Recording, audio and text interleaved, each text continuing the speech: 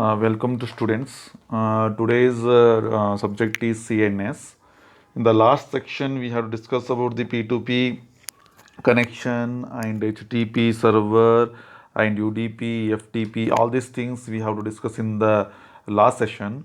Today's we have to discuss about the web caching. What is an web caching? How it's work? That's one we have to see the today's session. The web caching is a network entity that satisfies the HTTP request on the behalf of the origin of the web server. Okay, and we also called as an the proxy server, and this was also called as an proxy server. The web cache has the disk storage. The disk storage contains the copy of the recent. This is very important.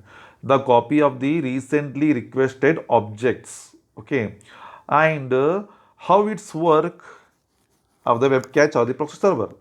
The user's HTTP requests are the first directed to the web cache.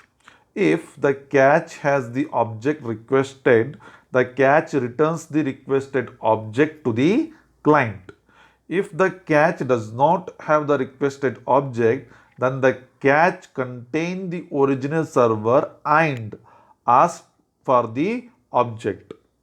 When the cache receives the object, the cache store a copy of the object in the local storage and send a copy of the object to the client. The cache act as both server and the client at the same time. How? The cache act as a server when the cache receives the request from the browser and sends the response to the browser. The cache act as the client when the cache request to an original server and receives the response to the origin server. This is the one time is act as the server and one time is act as the client. What are the advantages of this one?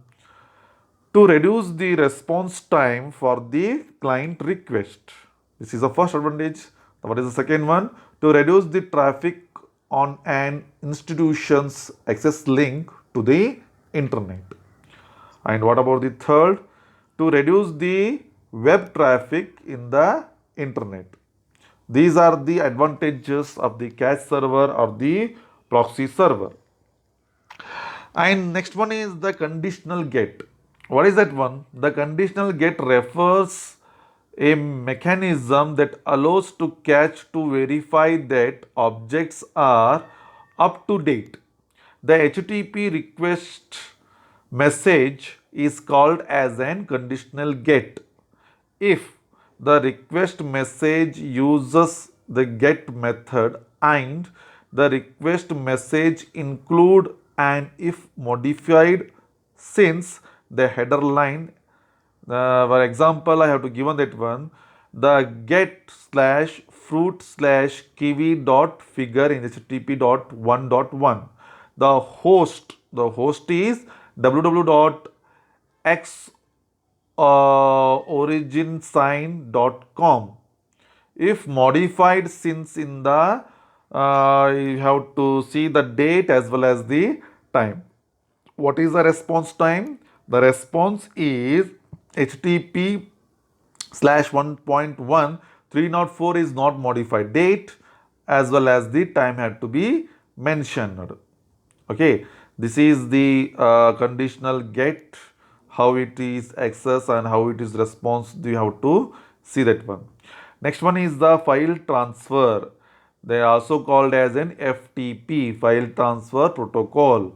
FTP is used by the local host to transfer a file to or from a remote host over the network. The FTP uses the client server architecture. The FTP uses a two parallel TCP connection. Yes, you know that one, the TCP connection. In this first one, we have to see the control connection. The control connection is used for sending a control information between the local and the remote hosts. The control information includes the user identification, password, command to change the directory, and command to put and get the file. And the data connections is used to transfer the file. How to transfer the file? You have to see the one by one how it is work. When the session start, the client initiate a control connection with the server on the port 21. The client sends the user identity and password over the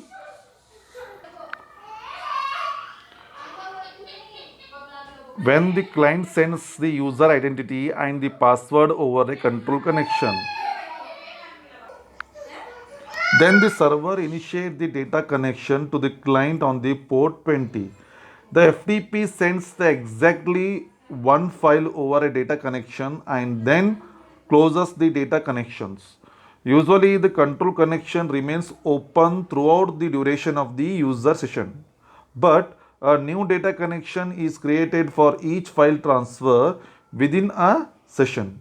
During the session, the server must maintain a state information about the user. For example, the server must keep track of the user's current directory.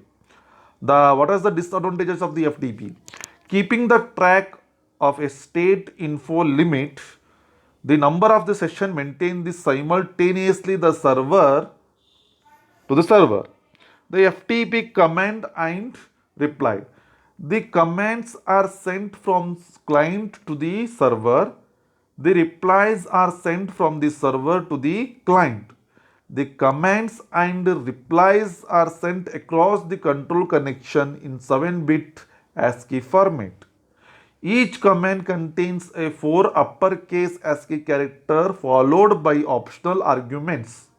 For example, the user is the uppercase username used to send the user identification to the server.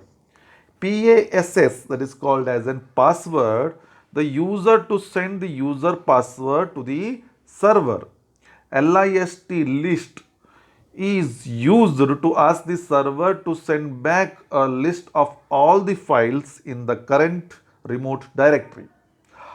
RETR, file name, used to retrieve a file from the current directory of the remote host. STOR, file name, used to store the file into the current directory of the remote host. Each reply consists of 3-digit number followed by the optional message. For example, 331, username OK, password required. 125, data connection already open, transfer starting. 425, can't open the data connection. 452, error writing the file. These are the 3 digits followed by the characters. Electronic mail in the internet, nothing but we have to call it as an email, is a asynchronous communication medium in which people send and read the messages. Email is the fast, easy to distribute and inexpensive. Email has features such as message with attachment, hyperlinks, HTML formatted text, and embedded photos. Three major components of an email system. User agents. User agents allows the user to read, reply to, forward, save and compose the messages. For example, Microsoft Outlook and Apple Mail. The mail servers. Mail servers contains the mailbox for the users. The message is first sent to the sender's mail server. Then the sender's mail server sends the message to the receiver mail server.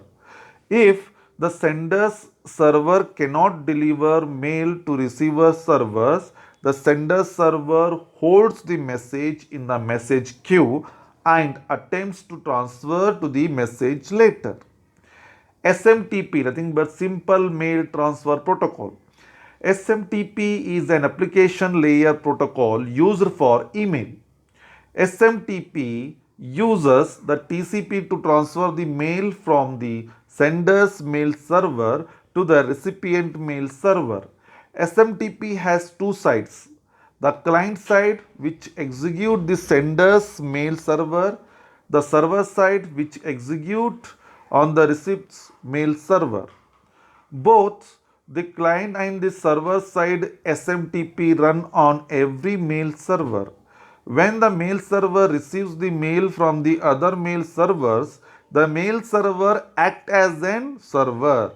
When the mail server sends the mail to the other mail servers, the mail server acts as the client.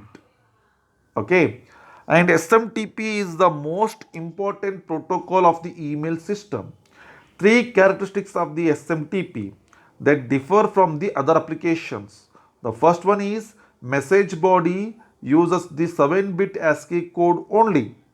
Normally, no intermediate mail servers used to the sending the mail. Mail transfer across the multiple network through the mail relaying. Here is usually the mail servers are listed at the port 25. The sending server initiate the TCP. If the receiver server is down, the sending server will try later. If connection is established, the client and the server performs the application layer handshaking. Then the client indicates the email address of the sender and the recipient. Finally, the client sends the message to the server over the same TCP connection. Comparison between the SMTP and HTTP. The HTTP is mainly a pull protocol. This is because someone loads the information on the web server and the user uses the HTTP to pull the information from the server. On the other hand, SMTP is primarily a push protocol. This is because the send mail server pushes the file to receive the mail server. SMTP requires each message to be a 7-bit ASCII format. If the message contains a binary data, the message has to be encoded into 7-bit ASCII format. The HTTP does not have this restriction. The HTTP encapsulates each object of the message in its own response message. The SMTP places all the messages objects into one message. The mail access protocol. It is not realistic to run the mail server on a PC or the laptop. This is because the mail server must always on and mail server must have fixed IP address. What is the problem of that one? The how the person can access the mail, or we simply as called as an email, using the PC or the laptop. Use mail access the protocol. Three mail access the protocols. First one is the post office protocol, that is called as an POP. Internet mail access protocol, that is an IMAP, and HTTP. The POP. The POP is an extremely simple mail access protocol. The POP server will listen at the port 110. Here, the user agent at client computer opens an TCP connection to the main server. POP then progress through a three phases. Authentication, nothing but the user agent send the username and the password to authenticate the user. Transaction, the user agent retrieves the message. Also, the user agent can mark the messages from the for deletion, remove deletion marks and obtain the mail statistics. The user agent uses the command and the server responds to each command with a reply. There are the two response plus OK.